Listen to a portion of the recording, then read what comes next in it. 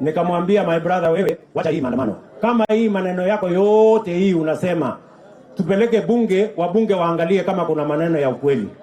Tunaelewana? Sasa ati wamekataa hiyo ya kwenda kuongea kwa amani kwa bunge. Ati wanataka kurudi maandamano. Ati waende wavunje mali ya wananchi. Ati waende waharibu biashara ya wananchi. Mimi nataka niwaambie, mimi ndio commander in chief. Nyinyi mtajua hamjui.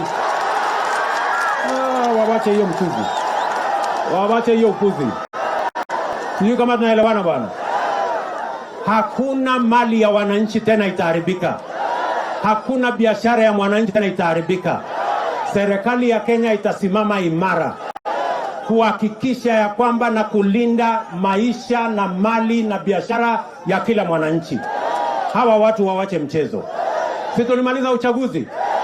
Ama namna gani watu wa Malava? Si hawa watu ni madharau wanajaribu kunionyesha? Wawache hiyo mchezo. Bwana. No. Hiyo mchezo wawache. Mimi nataka niwaambie, walikuwa na serikali yao ya handshake. Sisi tuliwafanyia maandamano.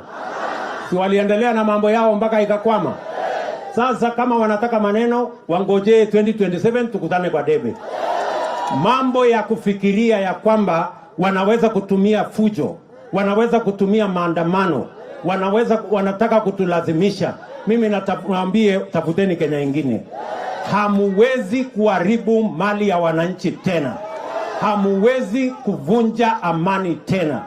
Hamuwezi kuharibu biashara ya wananchi tena. Mimi nitahakikisha ya kwamba nitatetea kila mwananchi na haki yake ya kufanya kazi, ya kufanya biashara, ya kuendesha mambo yake. Sijui kama tunaelewana jameni. Tuko pamoja? Kwa sababu hawa watu walikuwa wanasema unga. Saa ile tumeteremusha unga ndio hii imefika 160. Saa hii wamesema hata ukiteremusha unga bado tutaendelea na maandamano. Kumaanisha haikukuwa ni unga walikuwa wanatafuta, ilikuwa ni vizingizio. Njama yao ni kuleta maandamano ndio uchumi ya Kenya iharibike, ndio wananchi wapate na umaskini, ndio wao wafaidike sijui kwa njia gani. And I will not allow them.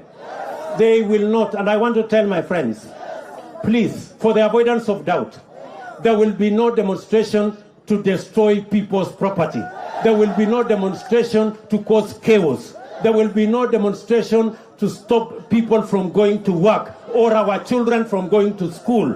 That will not happen. The government of Kenya will stand firm to ensure that every Kenyan and their business and their children are secure, because that is why we have a constitution.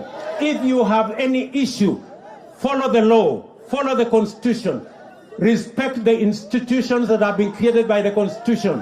If you have issues with the servers, go to court and go to any other institution. Forget about disturbing ordinary people. Hiyo ndio maneno. Story imeishia hapo. Hiyo kama tunaelewana Kakamega. Hiyo kama tunaelewana Kakamega. Tumeelewana.